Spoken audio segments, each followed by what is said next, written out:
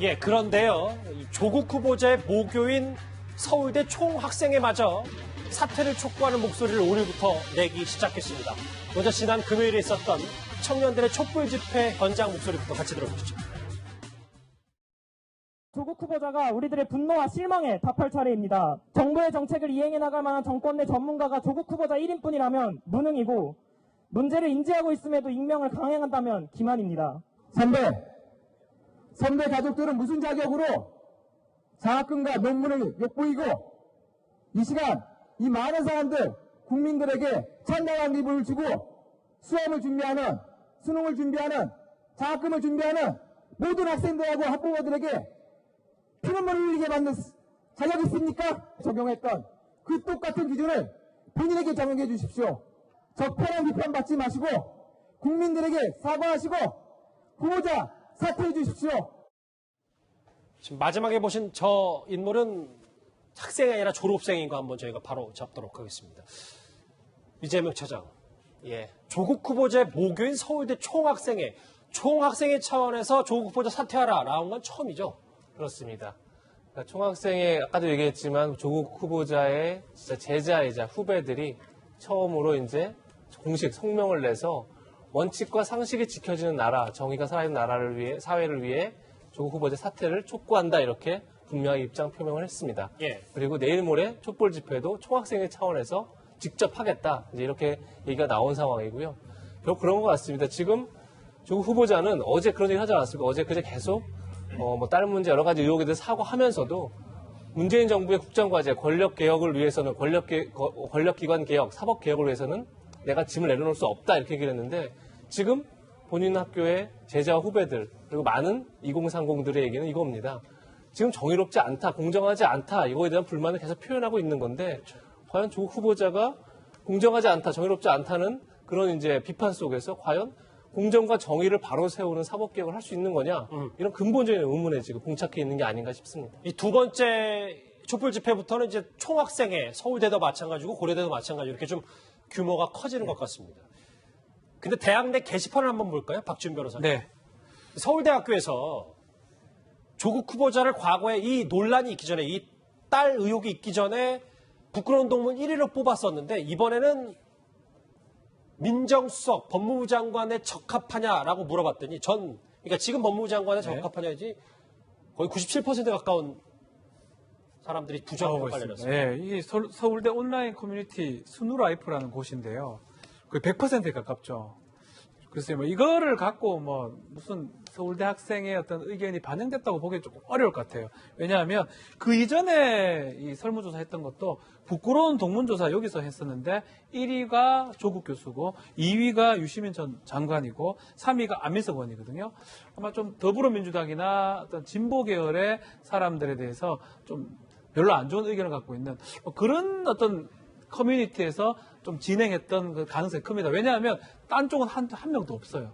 이쪽만 딱 있기 때문에. 너무 조금 몰표인 그렇죠. 이 97%가 나온다는 게 사실은 말이 좀 안 맞다고 봐야 되겠죠. 60%는 지금 반대하는 쪽이 그 비슷하게 돼야 되는데 대학생들이 이렇게 97%, 100% 가깝게 이렇게 반대 임명에 적합하지 않다. 이런 설문은 조금 그쪽 지향을 하는 사람들이 많이 투표를 했을 가능성이 높습니다. 적합하지 않다가 99%입니다. 그러니까 97%가 전혀 적합하지 않다는 거고 2%가 적합하지 않다는 겁니다. 그래서 1% 정도만 적합하다고 얘기할 정도로 굉장히 뭐 말씀하신 몰표를 받는 건 뭐 틀림없는 사실인 것 같고요. 근데 뭐 이게 물론 말씀하신 것처럼 좀 이제 좀 이념적으로 편향된 거 아니냐 얘기할 수도 있지만 그만큼 지금 학생들의 분노가 크다 이 정도 뭐 틀림없는 사실인 것 같습니다. 그러니까 이런 걸 보셔야 돼요. 그러니까 서울대 총학생회에서 얼마 전 촛불 집회했을 때 거기서 이제 무슨 얘기를 그 총학생 회장인가 부회장은 무슨 얘기를 하냐면 우리를 서울대학교 학생이 너무 보수화됐다, 우경화됐다, 뭐 이렇게 말하시는 사람들이 우리 그거 아니다. 우리 정치색 배제한다는 얘기를 했습니다. 그렇죠. 지금 2차 집회예요. 2차 집회 때 어떻게 한다고 그러냐면 학생증하고 졸업증명서 주민등록증을 첨부하라는 거예요. 왜냐하면 외부 단체에서 서울대학교 졸업생도 아니고 재학생도 아닌데 외부 단체에 와서 자기들의 정치적 목적으로 해서 이거를 이용하려고 하는 사람도 있을 수도 있잖아요. 그걸 배제하고 정치색이 없다는 걸 바라기 위해서 순수하게 학생증, 졸업한 사람은 졸업증명서하고 신분증 가져오라는 거거든요. 그 정도로 지금 서울대 총학생회장에서 정시생 문제를 시비 안 걸리려고 노력하는 거예요. 그렇기 때문에 저 스누라이프에 있는 저 설문지에 이거 진행한 사람들은 우리는 뭐 예를 들어서 자유한국당을 사랑하는 사람들이 만들었어. 이거 씁니까? 우리는 무슨 단체입니까? 이거 씁니까? 저 설문조사 누가 진행한지 외부에서 알 수가 없어요. 그런데 어쨌든 97% 이상 또 99%까지 나오는 거 보면 저건 지금 서울대학교 학생들의 마음이 저렇다는 거고 설사 조국 후보자를 지지하는 사람들이 지금 저기 저 안 들어가가지고 저 들어가서 표현해봐야 어차피 저 먹히지도 않으니까 우리는 저기다 설문조사 안 할래 뭐 이럴 수도 있겠지만 어찌됐건 간에 나와 있는 결과가 저렇다는 저 숫자는 예. 그냥 무시할 만한 게 아닌 거죠. 자, 이렇게 젊은이들이 분노하는 건 대통령이 강조했던 이 정의와 평등의 원칙이 무너져서일 겁니다. 그런데요, 어제부터 쭉 논란이 되고 있는 이 인물 얘기를 해보겠습니다. 한 언론인이 이 민심을 진영 논리로 끌고 가서 여론의 문매를 맞고 있습니다. 지난 토요일 한 청년의 발언부터 먼저 듣고 오시죠. 저는 조국 같은 아버지가 없습니다. 그래서 저는 용이 되지 못할 것 같습니다. 자기 자식들은 특권과 반칙으로 용을 만들었습니다. 지난 주말 내 가장 뜨거웠던 이슈가 아마 이거가 아닐까 싶어요. 변상우 YTN 앵커, 전 CBS 대기자가 네. 반듯한 아버지 밑에서 자랐다면 참 이 마이크를 잡게 되진 않을 수도 있었다라는 얘기를 하면서 이걸 왜 갑자기 진영 논리를 끌어들이고 아버지를 얘기하냐라는 비판의 목소리가 거세졌습니다. 저 집회가 물론 자유한국당 집회이긴 하지만 저 나와서 하는 청년대표의 연설을 보면 결국은 이제 본인이 아버님이 그 대학 때 아마 돌아가셨던 것 같아요. 그렇지만 본인은 정말 어머니와 동생들과 꽤 잘 살았다라고 이야기를 하고 있는데 변상욱 앵커가 이제 그날 집회를 보면서 반듯한 아버지 밑에서 자랐다면 저렇게 숫골 마이크, 수구골통 마이크를 잡게 되진 않았을 것이다 라는 이야기를 한 것이거든요. 여기서 반듯한 아버지는 누구를 이야기를 할까요? 어떤 면에서 보면 조국 후보자가 반듯한 아버지입니까? 저는 최근에 보면 예전에 어떤 셀럽이라고 하는 분들, 특히 어떤 진보 진영에 있는 분들을 보면 자꾸 이런 문제에 대해서 이렇게 이야기를 합니다. 너네들은 언제 박근혜 그 탄핵 시위할 때 시위했느냐? 너네들은 왜 이제 와서 저러느냐라고 이제 이 어떤 면에서 젊은 층들을 상당히 비판하고 있어요. 그 젊은 층들은 뭐냐면 또 참 방송에서 부적하면 용어입니다만은 또 꼰대라는 말로 또 비판을 하고 있습니다. 예.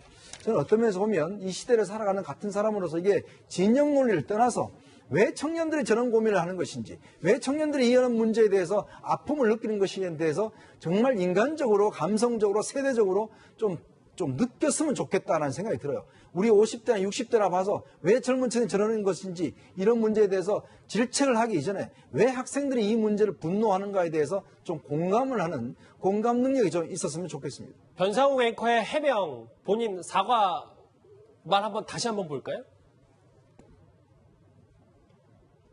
기성세대 시각으로 진영 논리에 갇혀 청년들의 박탈감을 헤아리지 못했다. 아프게 반성하고 있다.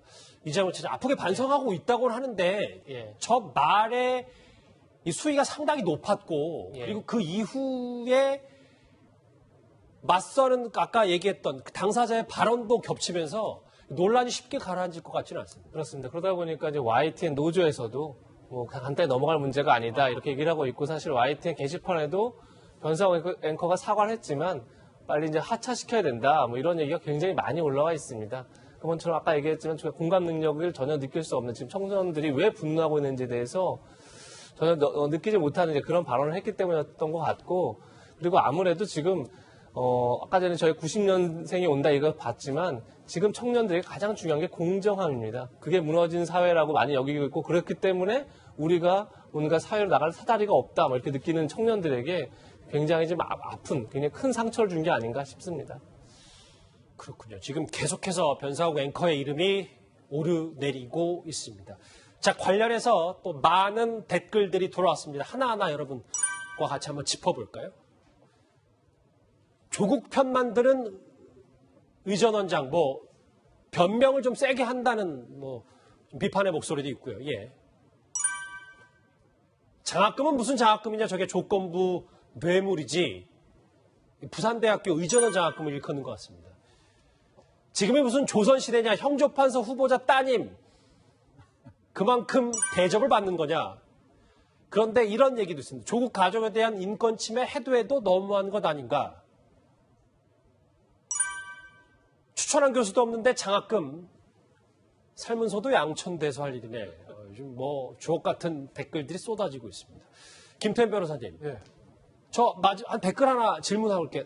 왜 이렇게 딸 가지고 이렇게 의혹 제기만 하냐? 이거 문제 있는 거 아니냐라는 지적에는 어떻게 생각하세요? 가족의 문제. 뭐 그 문제도 우리가 일견 귀담아 들을 필요는 있어요. 그러니까 조국 후보자 본인의 청문회지 왜 가족에 대한 것들을 이제 들고 나오냐는 그런 지적들도 물론 일리는 있는 지적입니다만 다만 공직자 같은 경우에는 우리 일반인들과는 달리 사생활의 보호 범위가 이론적으로도 조금 작아질 수밖에 없어요. 일종의 공적 인물의 이론이라고 할까요? 그렇기 때문에 그리고 이게 딸의 문제, 가족의 문제가 후보자가 전혀 관련돼 있지 않은 문제라면 얘기가 다릅니다. 그러나 지금 조국 후보자의 의혹들은 가족의 문제가 아니라 후보자와 관련이 있는 것이거든요. 예를 들어서 웅동학원 같은 경우에도 조국 후보자가 전혀 상관이 없는 거라 아이고 아버지하고 동생이 다니는데 왜 저한테 그러세요? 라고 할 수 있는데 어찌됐든 간에 당시 동생 회사와 웅동학원의 소송 진행할 때 조국 후보자는 당시 웅동학원의 이사였습니다.